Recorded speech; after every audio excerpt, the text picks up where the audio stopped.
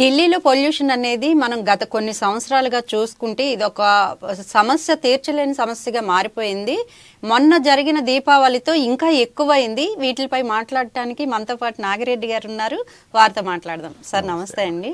Delhi pollution గురించి మనం ఎంత మాట్లాడుకున్నా తక్కువే అవుతుంది. ఎందుకంటే అక్కడ ఉన్న సమ్ ఫ్యాక్టరీస్ కానివ్వండి, ఇంకా అదర్ రీజన్స్ ఇవన్నీ ఉంటాయి. కానీ ఈసారి మరీ ఇంతగా అంటే స్కూల్కి సెలవులు ఇచ్చేంతగా కూడా మారిపోయింది పొల్యూషన్ అనేది. దీన్ని ఎట్లా అసలు తీసుకోవచ్చు అంటారు మనం? సో ఢిల్లీ పొల్యూషన్ అనేది మనకి పెరీనియల్గా డిస్కషన్ చేస్తున్నాము, కానీ లాస్ట్ 10 years నుంచి అరౌండ్ దివాళీ ఇంకా ఎక్కువ అయిపోతుంది అనమాట. దివాళీ దీపావళి సెలబ్రేషన్ ఒక 2 వారాల నుంచి ఇంకా ఎక్కువ డిస్కషన్ అయిపోతుంది అనమాట. AQI అన్నది మల్టిపుల్ స్పాట్స్లో గవర్నమెంట్ ఏజెన్సీస్ ఎప్పుడు మెజర్ చేస్తూనే ఉంటాయి, దాన్ని మానిటర్ చేస్తూనే ఉంటాయి, దానికి డేటా రికార్డ్ చేస్తున్నాం. సొల్యూషన్ ఏమవుతుందా లేదా అన్నది మనం కొద్దిగా ఆలోచిద్దాము. సో కానీ దీని AQI ప్లస్ ఇది అన్నది ఒక 2 weeks దీపావళి ముందు నుంచి ఎక్కువ డిస్కషన్ అయిపోయి, దీపావళి అయిపోతేనే ఇంకా ఏదో పొల్యూషన్ లేనట్టు మళ్ళీ నెక్స్ట్ దీపావళి 2 వారాల ముందు వరకు మర్చిపోతాం అన్నమాట. సో యాక్చువల్గా చెప్పాలంటే మా దీపావళి అప్పుడు ఇంకా కొద్దిగా AQI or pollution what ever it is ఒక 2-3 times to 5 times ఎక్కువ అవుతుంది మోస్ట్ ఆఫ్ ద ఏరియాస్. కానీ దాని ఒక్కని గురించే డిస్కషన్ చేయాలన్నా ఎవ్రీ ఇయర్ మళ్ళీ 365 రోజులలో 5 రోజులు డిస్కషన్ చేసి 60 మర్చిపోవాలన్నా అంటే అది కాదు మా పర్మనెంట్ సొల్యూషన్. ఇంకోటి దీనికి ఒక పెద్ద డిజాస్టర్ ఏంటంటే top 20 polluted cities in the world ర్యాంకింగ్లో మన ఇండియాలో ఒక 8 ఉన్నాయి. దాంట్లో ఢిల్లీ అన్నది ఒకటి, ప్లస్ ఇంకా బంగ్లాదేశ్లో అటు ఇటు కలిపి టాప్ 5లో ఉంటాం అనమాట. మన నేషనల్ క్యాపిటల్ అందరు బిజినెస్ పీపుల్, డిప్లొమాట్స్, మన ప్రైమ్ మినిస్టర్, ఎవరన్నా హెడ్ ఆఫ్ స్టేట్ వస్తే వచ్చేది ఢిల్లీకి. సో దాన్ని మనము ఇదే ఓన్లీ డిస్కషన్ చేస్తూ ఉంటామే, ఇంప్రూవ్ చేద్దామా, ఎట్లా ఇంప్రూవ్ చేయాలా అన్నది లాస్ట్కి వద్దాము. సో లాస్ట్కి సొల్యూషన్ రావాలంటే దానికి ఫస్ట్ అసలు ఏంది ఫ్యాక్టర్స్ అన్నది కనుక్కుందాం అనమాట. సో ఒకటి తీర్చలేని ఫ్యాక్టర్ ఒకటి ఏంటంటే ఇప్పుడు చెన్నై ఉంది, ముంబై ఉంది. Mumbai sea side, Chennai Calcutta sea side ఉంటాయి అన్నమాట. సో దానికి ఏంటి అంటే ఒకటి ఏమంటారు వాటర్ కరెంట్స్ సీకి దగ్గర ఉండడం వల్ల ఒక టైప్ ఆఫ్ కరెంట్స్ ఉంటాయి మా. ఒకవేళ మన పొల్యూషన్ ఎక్కువ అయినా కానీ కూడా ఆ కరెంట్స్తో ఆ హాట్ ఎయిర్ పైకి పోవడము, సీలోంచి సర్క్యులేషన్ కావడము, అప్పుడప్పుడు వర్షాలు పడడము. సో మనం ఎప్పుడు ఆ 3 టౌన్లలో ఎంత పెద్దవై ఎంత పొల్యూషన్ అయినా కానీ ఆ పొల్యూషన్ అన్న మాట వినమన్నమాట. అది కొద్దిగా ఎఫెక్ట్ కావాలంటే హైదరాబాద్, ఎందుకంటే ల్యాండ్ లాక్డ్ సెంటర్ ఉంది, బెంగళూరు ఇట్లాంటి దాంట్లోకి వినొచ్చు. సో ఈ రెండింటిని సౌత్ ఇండియా అని కంపేర్ చేస్తే ఢిల్లీ ఏంటంటే ఇంకా heart of the main plateau ల్యాండ్లో ఉంది.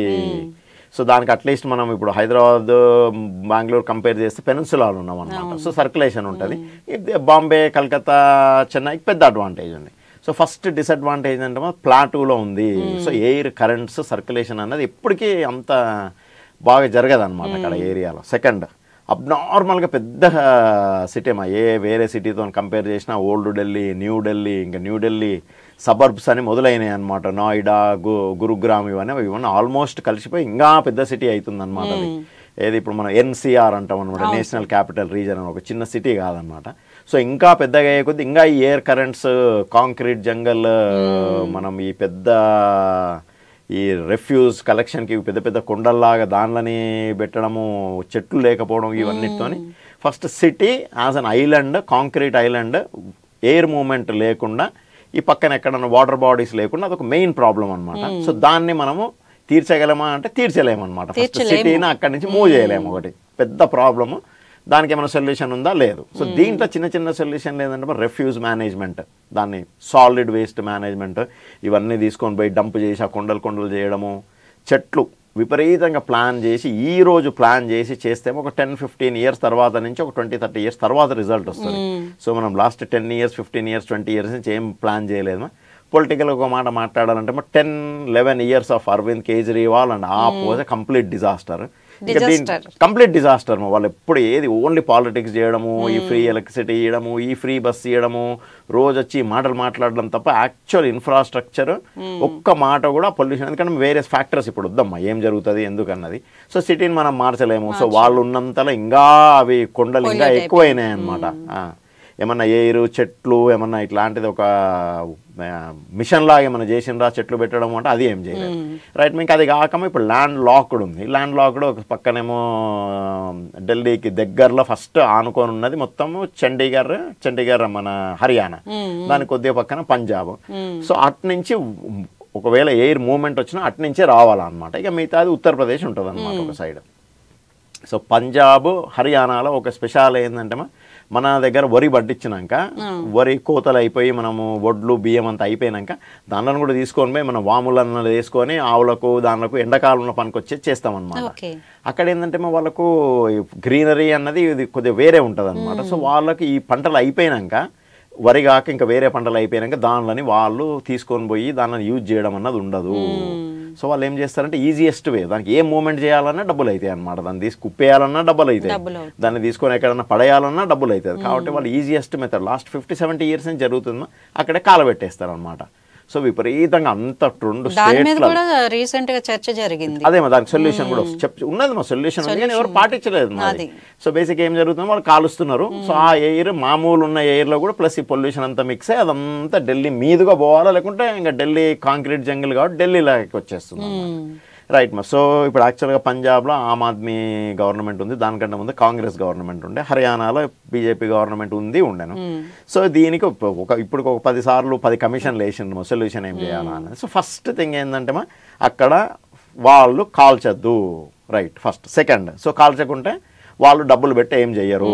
సో మీరేమైనా సబ్సిడీ ఇస్తారా, ఇంకోటి కొత్తది ఏమైనా చేస్తారా అని. సో దానికి ప్రైవేట్గా 2-3 సొల్యూషన్లు వచ్చినాయి. సో దాని నుంచి ఏమన్నా బయోమాస్, ఈ డీజిల్ ఉంది మా E20 డీజిల్ అంటే మనం మొలాసిస్ నుంచి డీజిల్లోకి ఒక 20% మిక్స్ చేయొచ్చాను, అదేమైనా తయారు చేయగలుగుతారా అంటే అది ట్రై చేసినమా, కానీ చాలా లో క్వాలిటీ వస్తుంది అనమాట. దాని తర్వాత కొన్ని ఇప్పుడు ఉత్తరప్రదేశ్లోనే అక్కడి నుంచి ఒక 100-200 కిలోమీటర్ల దూరము, లేకుంటే ఒక 400 కిలోమీటర్ల దూరం బీహార్లో చాలా ఫాడర్గా స్కేర్సిటీ ఉంటుంది అనమాట. సమ్మర్లో మనం లల్లు ప్రసాద్ తింటున్నాం కదమ్మా, చారా గొటాలా అంటే ఫాడర్ స్కామ్ అనమాట. సో ఇక్కడ ఫాడర్ ఎక్కువ ఉంది, వాళ్ళకి అవసరం లేదు. సో దాన్ని బేల్స్ అంటే మనం చుట్టి బేల్స్ లాగా చేసి దాన్ని ట్రాన్స్పోర్ట్ చేయాలి. ఎవరు చేస్తారు? కొనే వాళ్ళకు అంత కెపాసిటీ లేదు, వాళ్ళేమో పూర్ ఫార్మర్స్ అటు సైడ్, వీళ్ళేమో బేల్స్ చేపియరు. సో దాన్ని గవర్నమెంట్ సబ్సిడైజ్ చేయడానికి ట్రై చేసింది అనమాట. ఇంకా మూడోదేమో లా చేసిండు అనమాట, ఎవరు కాల్చొద్దు అన్నది, దాన్ని స్ట్రిక్ట్గా ఎన్ఫోర్స్ చేయాలి. ఇప్పుడు పంజాబ్లో మళ్ళీ ఇప్పుడు సేమ్ ఇక్కడ ఎట్లా ఢిల్లీలో డిజాస్టర్ అయిందో ఇప్పుడు పంజాబ్ వల్ల ఢిల్లీకి డిజాస్టర్ అనమాట. ఇక్కడ లా ఉంది కాల్చొద్దు, లేకుంటే గవర్నమెంట్ ఏమైనా సబ్సిడీ ఇస్తుంది, దాన్ని బేల్సో ఇంకొకటో చేసి దాన్ని కాల్చకుండా దాన్ని ఎక్కడికన్నా అవసరమైన దగ్గరికి పంపించాలన్నది వాళ్ళు ఇన్ఫోర్స్ చేయట్లేదు. సో ఆ పంటది మేము చేస్తున్నామంటది. వాళ్ళు ఇక్కడ ఉన్నప్పుడేమో అక్కడ కాంగ్రెస్ గవర్నమెంట్ ఉంటే వాళ్ళని బ్లేమ్ చేసింది అనమాట, ఇది మీరే తప్పు చేస్తున్నారు అన్నది. సో ఇది బ్లేమ్ గేమే జరుగుతుంది అనమాట. సో స్ట్రిక్ట్ ఇంప్లిమెంటేషన్ చేయాలి స్టేట్ గవర్నమెంట్, దానికి కావాలంటే సెంట్రల్ గవర్నమెంట్ సబ్సిడీనో ఇంకోటో ఇవ్వాలా, దాన్ని ఎట్లా ట్రాన్స్పోర్ట్ చేయడం ఎంకరేజ్ చేయాలి, ఒక సప్లై చైన్ క్రియేట్ చేయాలి. ఏదన్నా కానీ ఇప్పుడు ఒకటి అవసరం ఉంది మనకి ఏదో తెలియంది కొత్తది కొనుక్కుంటున్నామంటే ఒకటి ప్రొడక్షన్ చేయాలి, ఒక ట్రేడర్ తీసుకురావాలి, అది అమ్మాలా, మనం తీసుకురావాలి. అట్లా చేస్తే కొన్ని రోజులకు అది తగ్గిపోతుంది. దాని తర్వాత చెట్లు పెట్టాలా. ఇప్పుడు లాస్ట్ మనం నీజర్క్ రియాక్షన్ సొల్యూషన్ ఇప్పుడేమో బాగా ఎక్కువ అయిపోయింది అని ఆర్టిఫిషియల్ రెయిన్ క్రియేట్ చేయాలా అని అదొక ప్రాసెస్ మళ్ళీ. దానివల్ల మనం ఆర్టిఫిషియల్ రెయిన్లో అయోడిన్ అన్నా లేకుంటే కామన్ సాల్ట్ అన్నా యూజ్ చేస్తాం అనమాట, క్లౌడ్ సీడింగ్ అన్నదానికి. జనరల్గా ఓకే అంత పెద్ద అమౌంట్స్లో అయోడిన్ కిందికి రాదు, కానీ కొన్నిసార్లు ఏమవుతుందంటే ఈ పొల్యూటెంట్స్ వల్ల అది మిక్స్ అయింది అనుకోండి, ఆ కిందికి వచ్చే రెయిన్ కూడా టాక్సిక్ కెమికల్ రెయిన్ అయ్యే ఛాన్స్ ఉందన్నమాట. కానీ అది ఒక టెంపరీ సొల్యూషన్. ఆఫ్ కోర్స్ మాది AQI బాగా ఎక్కువ అయిపోయినప్పుడు యూజ్ చేయాలా. ఇంకా లాస్ట్ ఇప్పుడు కోర్టు గవర్నమెంట్ ఇచ్చినట్లు క్రాకర్స్ ఇన్ జనరల్గా ప్రజలే బ్యాన్ అన్నది చేయలేము, తక్కువ ప్రజల లోల్ నుంచి వచ్చి మామూలు క్రాకర్స్ తగ్గించాలా. ఇప్పుడు అది కొత్త గ్రీన్ క్రాకర్స్ అంటున్నారు, ఇంకా మన వరకు నేనైతే చూడలేదు.